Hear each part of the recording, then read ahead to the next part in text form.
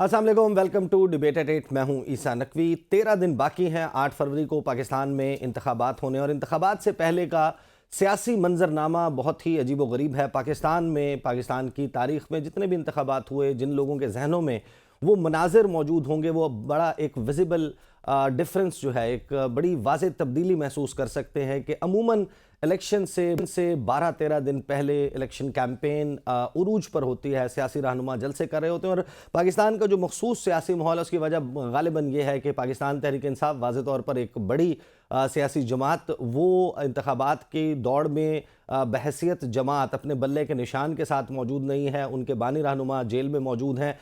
दूसरी तरफ है मियाँ मोहम्मद नवाज शरीफ, वो रूनुमाई करते हैं और उसके बाद गायब हो जाते हैं। गुज़श्ता रोज़ उन्होंने ननकाना साहब में जलसा किया, उससे पहले मानसेरा में, उससे पहले हाफजाबाद में।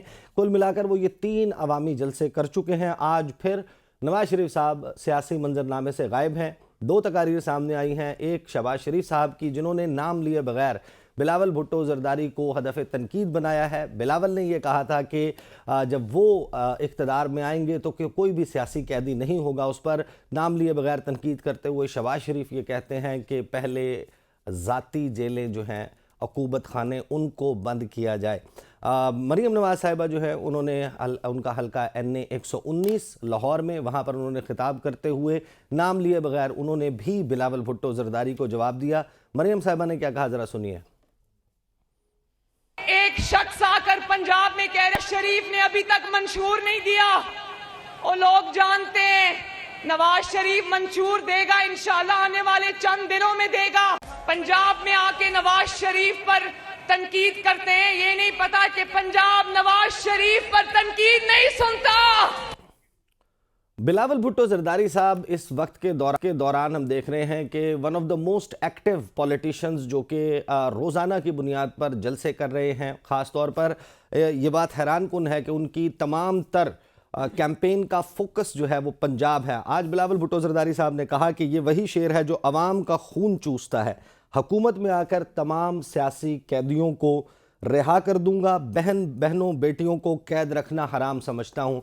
बिलावल भुट्टो जरदारी गुज़श्ता चंद रोज़ से जो गुफ्तगू कर रहे हैं उसमें एक बात बड़ी उभर कर सामने आ रही है। वो ये दावा कर रहे हैं कि पाकिस्तान पीपल्स पार्टी हुकूमत बनाएगी और हुकूमत आज़ाद उम्मीदवारों के साथ मिलकर बनाई जाएगी। ये क्यों कर मुमकिन होगा? क्या आज़ाद उम्मीदवार जो कि पाकिस्तान तहरीक इंसाफ के बैक्ड कैंडिडेट्स हैं, वो अपने लिए मुंतखब करेंगे, इंतखाब करेंगे पाकिस्तान पीपल्स पार्टी का, या फिर पाकिस्तान पीपल्स पार्टी ये इरादा रखती है कि इमरान खान साहब से बैकडोर राब्ते जो हैं वो शुरू किए जाएं, या फिर बाकायदा पाकिस्तान तहरीक इंसाफ की लीडरशिप से मुज़ाकरात करके उन्हें अपने साथ मिलाने की कोशिश की जाए। एग्जैक्टली पाकिस्तान पीपल्स पार्टी का गेम प्लान क्या है? इन तमाम मामलात के ऊपर आज प्रोग्राम में बात होगी। मुझे ज्वाइन कर रहे हैं आगाज़ में स्टूडियोज़ में मेरे साथ हाफिज़ एहसान खोकर साहब मौजूद हैं, लेकिन गुफ्तगू का आगाज़ जो है वो मैं नदीम अफजल चंद साहब से करूँगा। मसरूफ़ भी हैं, अपने हल्के में कैंपेन भी कर रहे हैं, पाकिस्तान पीपल्स पार्टी के रहनुमा। चंद साहब, बिलावल भुट्टो जरदारी किस बुनियाद पर दावा कर रहे हैं कि आप लोग हुकूमत बना पाएंगे, और वो भी आज़ाद उम्मीदवारों के साथ मिलकर? देखिए जी, अब इसलिए हम दावा कर रहे हैं कि लोगों ने एक फैसला तो कर लिया है कि उन्होंने नून लीग को वोट नहीं देना, और दूसरा पाकिस्तान पीपल्स पार्टी इंशाअल्लाह ताला आप देखेंगे कि चारों सूबों में अपनी इतनी सीटें लेगी कि वो चलो सिंपल अकेले गवर्नमेंट ना भी बना सकी तो कोलिशन गवर्नमेंट बनाएगी। और कोलिशन गवर्नमेंट इस वक्त अगर सारे कोलिशन पार्टनर्स के पास अगर चॉइस हो उनके सामने, खा वो KPK से हो, बलोचिस्तान से हो या पंजाब से हो, तो उनकी फर्स्ट चॉइस नून नहीं है। उनको पता है कि पीपल्स पार्टी कोलिशन पार्टनर्स को इज्जत देती है, पीपल्स पार्टी छोटी जमातों को इज्जत देती है, पीपल्स पार्टी रीजनल जमातों को, माइनॉरिटीज को इज्जत देती है। तो बाकी तो आपको पता है फैमिली पॉलिटिक्स होती है, बाकी जो लाहौर तक से लाहौर वाले हैं। तो इसलिए मैं समझता हूं कि पीपल्स पार्टी बेहतर पोजीशन में है, हुकूमत बनाने की बेहतर पोजीशन में जो नजर आ रहा है। और दूसरा, इदारों से टकराव से बचाने के लिए भी पीपल्स पार्टी बेहतर किरदार अदा कर सकती है, क्योंकि इस वक्त हमने देखना है कि इदारों की इज्जत हमने बहाल करनी है या उसको बढ़ाना है। हमने इदारों को टकराव से बचाना है। तो इस सूरत हाल में आपको पीपल्स पार्टी के अलावा कोई ऐसी जमात नहीं है जो टकराव से बचा सके। तो चंद साहब, मुझे ये बताएं कि आप हमें ये कह रहे हैं कि पाकिस्तान पीपल्स पार्टी जो है वो जब आप ये कहते हैं कि आप रीजनल जमातों को साथ लेकर चलेंगे, अवाम का की दिलचस्पी नहीं है नून लीग को वोट देने में, नून लीग को हदफ तनकीद बनाया हुआ है, इसका मतलब ये है कि जो बात की जा रही है कि एक मखलूत हुकूमत कायम होगी इलेक्शंस के बाद, उस मखलूत हुकूमत में अगर नून लीग बनाती है तो पीपल्स पार्टी उनका हिस्सा नहीं होगी, और अगर पीपल्स पार्टी हुकूमत बनाती है तो आप नून लीग को कम से कम साथ नहीं बिठाएंगे, आप ये कह रहे हैं? लगता है, लेकिन ये मैं बात आपको जरूर बताऊं कि नून लीग तो खुद वज़ारत उज़्मा की उम्मीदवार है, या नून लीग तो चाहती है कि वो, लेकिन अगर कोलिशन पार्टनर सारे अपनी तरजीह जो है वो पीपल पार्टी को बनाते हैं तो फिर नून कैसे हुकूमत बना सकते हैं? नून को अब हुकूमत, नून ने सीटें दिलवाई जाएंगी, अदरवाइज नून सीटें लेने की पोजीशन में तो नहीं है इस वक्त।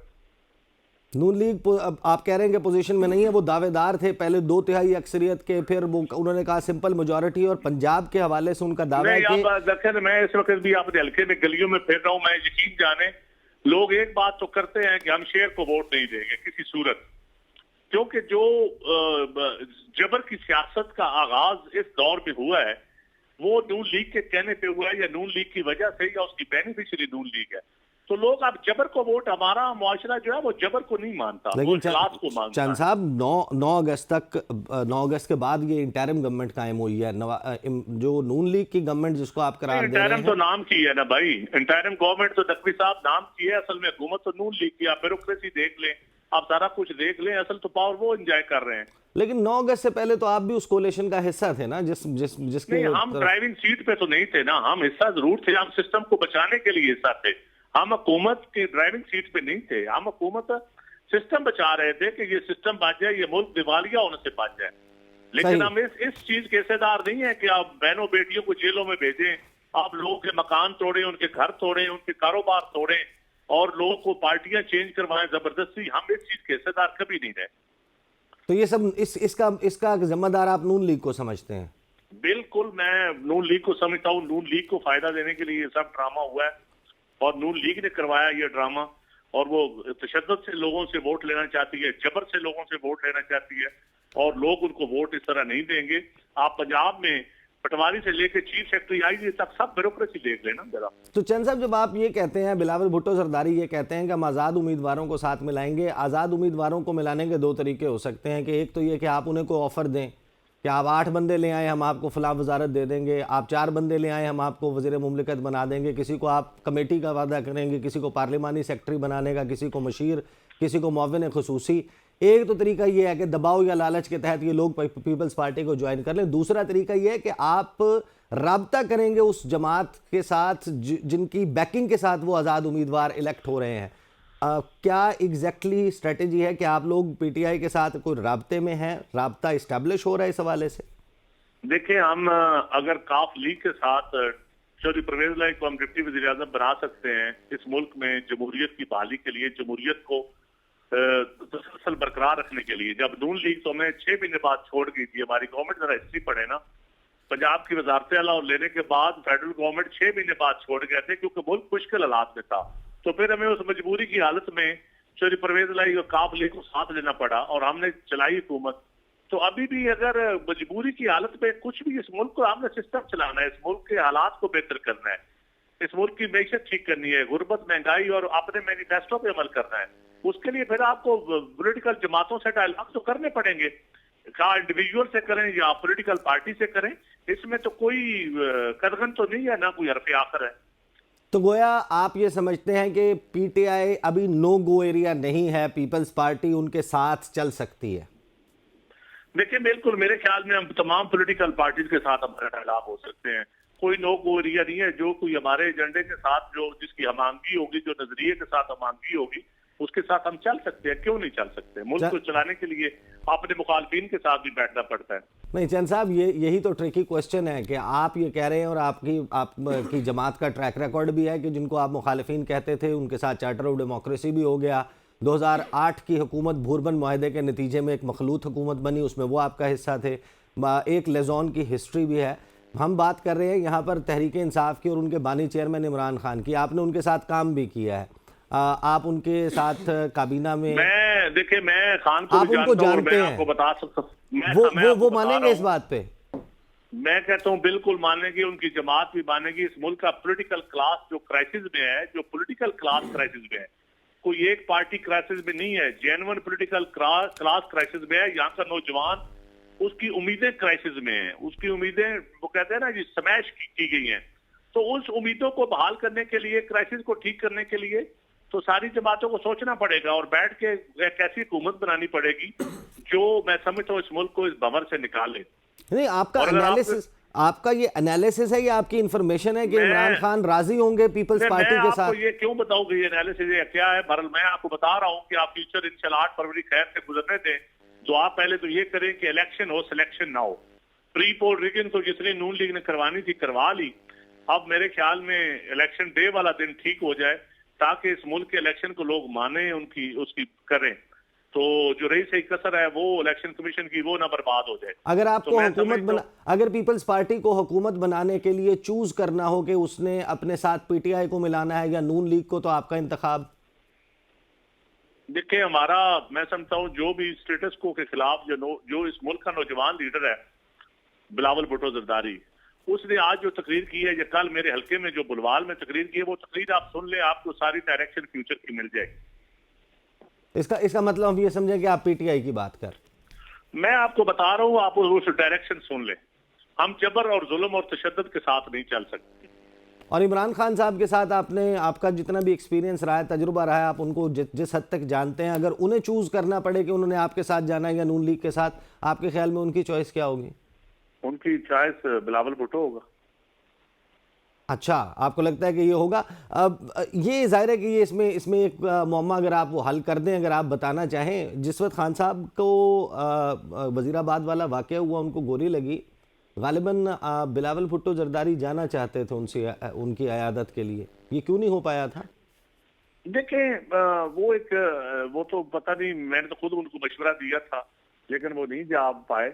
और मेरे ख्याल में उस वक्त भी आप बिलावल साहब की स्टेटमेंट देख रहे, उन्होंने कहा था ये सियासत पर हमला है। देखिए आपने इस मुल्क को भंवर से निकालना है ईसा, ये मुल्क क्राइसिस में है, कॉन्स्टिट्यूशन क्राइसिस में है, यहाँ की डेमोक्रेसी क्राइसिस में है। इसको निकालने के लिए इस वक्त बिलावल की सोच जो है, उस सोच को प्रिवेल करना पड़ेगा, उसके साथ खड़ा होना पड़ेगा। सही। एहसान अफजल साहब, मैं आपसे गुफ्तगू से पहले आपको कुछ सुनवाना चाहता हूँ। साबिक वज़ीर आज़म हैं पाकिस्तान के शाहिद खाकान अब्बासी साहब, आज उन्होंने 8 फरवरी के इंतखाबात के हवाले से जो बात की है वो गालिबन बहुत ही गौरतलब है। प्रोड्यूसर साहब ज़रा सुनवाइए शाहिद खाकान अब्बासी क्या कह रहे हैं। ये मुल्क की बदनसीबी है कि आज इस मुल्क के इलेक्शन नैब, एंटी करप्शन डिपार्टमेंट, पुलिस, ये आज इलेक्शन लड़ रहे हैं। कि ऐसे इलेक्शन का जो मुल्क को इंतशार और ख़राबी के अलावा कुछ नहीं देगा, कम से कम इस बुराई के अंदर मैंने हिस्सा नहीं डाला। ये बड़ी मुश्किल बात है कहना कि आज वो लोग जो इलेक्शन नहीं लड़ रहे उनको इन महकमे को बुलाया जाता है।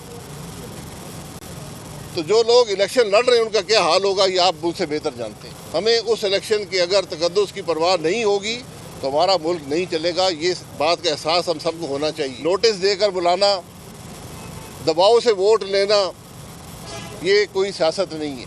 तो जमात बनेगी तो अपनी सियासत का फैसला जो है ये इलेक्शन के बाद करेंगे। एहसान खोकर साहब, जिस सूरत हाल में हमारे यहाँ ये इलेक्शन हो रहा है, आपको लगता है कि शाहिद खाकान अब्बासी जो बात कर रहे हैं, और फ्रैंकली स्पीकिंग 8 फरवरी के बाद भी अगर वो होना है जो 8 फरवरी से पहले हो रहा है, तो ये इतनी लेबोरियस एक्सरसाइज, 55-60 अरब रुपए, पूरे मुल्क की मोबिलाइजेशन, ये क्या फ़ायदा देगी?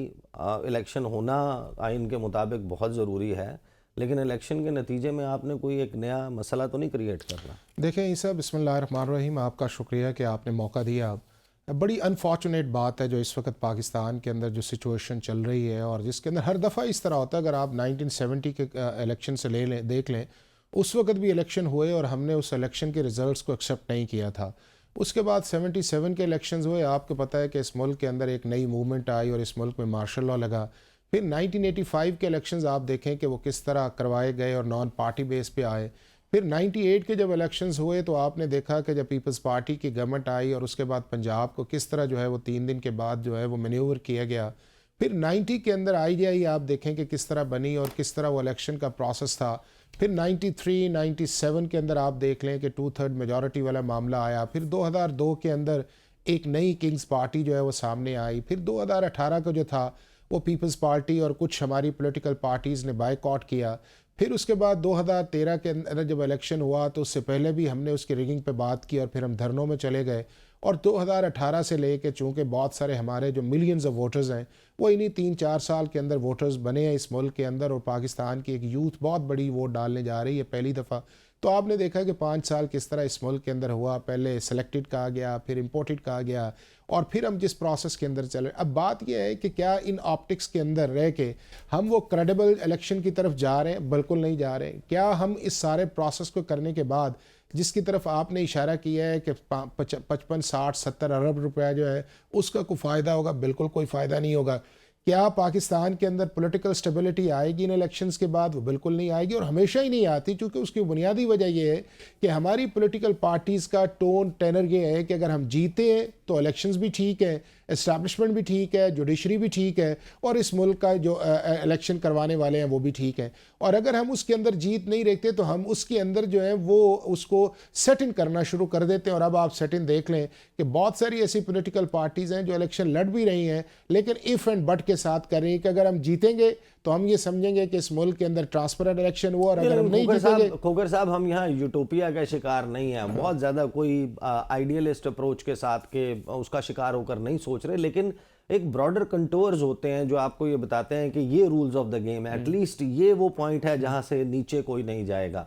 यहाँ पर तो इस सूरत हाल आपको नहीं लगता है कि वो पहुँच चुकी है कि कोई भी शख्स, कोई भी सियासी जमात अगर वो इलेक्शन के नतीजे में विक्टोरियस नहीं है तो फिर उसने ये तय कर लिया है कि इस मुल्क को और इसके निज़ाम को आगे नहीं चलने दें? नहीं, वो तो तय हो गया है ना। वो तो आप ये देख लें कि पिछले 2 इलेक्शन जो आपके इस मुल्क के अंदर हुए हैं उन्होंने तय किया है ना कि आपके मुल्क के अंदर 2013 के जब इलेक्शन हुए तो उसके बाद तय हुआ कि हमने गवर्नमेंट को नहीं चलने देना।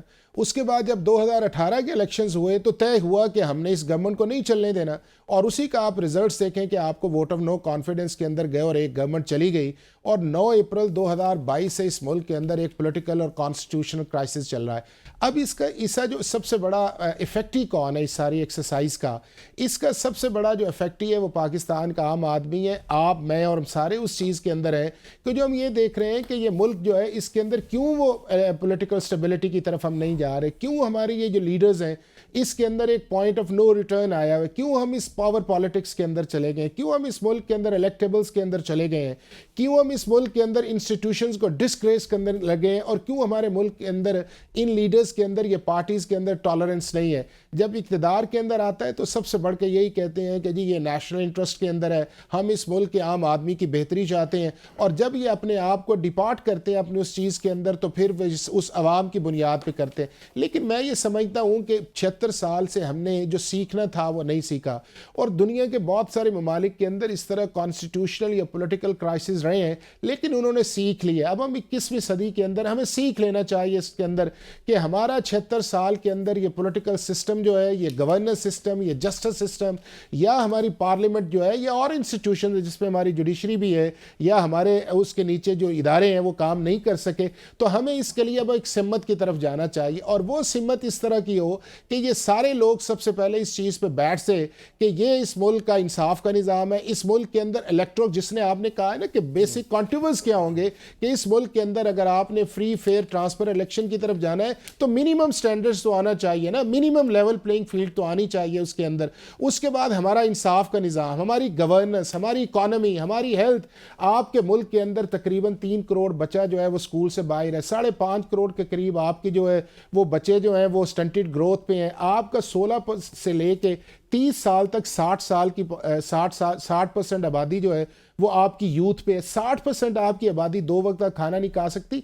इससे हमारे बहुत बड़े इश्यूज हैं, और मैं ये समझता हूँ कि जिस प्रोसेस के अंदर हम जा रहे हैं ये इन इश्यूज को ना एड्रेस करेगा, ना इन इश्यूज को काम डाउन करेगा। इसका एक ही तरीका ये है कि हमें इससे पहले थिंक ओवर करना चाहिए, बड़ा दिल करना चाहिए, बड़ा दिमाग करना चाहिए, और इस मुल्क का जो नेशनल इंटरेस्ट है उसे सुप्रीम करना चाहिए। सही। खोकर साहब मुझे ब्रेक लेनी है, बाद वापस आएंगे तो बात करेंगे कि पाकिस्तान तहरीक इंसाफ जिसके लिए सूरत हाल इस वक्त बहुत मुश्किल हो चुकी है, वो अपने आज़ाद उम्मीदवारों के हवाले से अब कुछ हल्फ की वीडियोज़ आ रही हैं कि उनके कैंडिडेट आते हैं, हल्फ उठाते हैं कि हम अपनी पार्टी से गद्दारी नहीं करेंगे, लेकिन आईनी और कानूनी तौर पर क्या तहरीक इंसाफ के पास कोई रास्ता है कि जो लोग इलेक्ट हो जाते हैं उनको किसी और सियासी जमात में जाने से रोका जा सके? इस हवाले से लाहौर हाई कोर्ट को भी तहरीक इंसाफ ने अप्रोच किया है।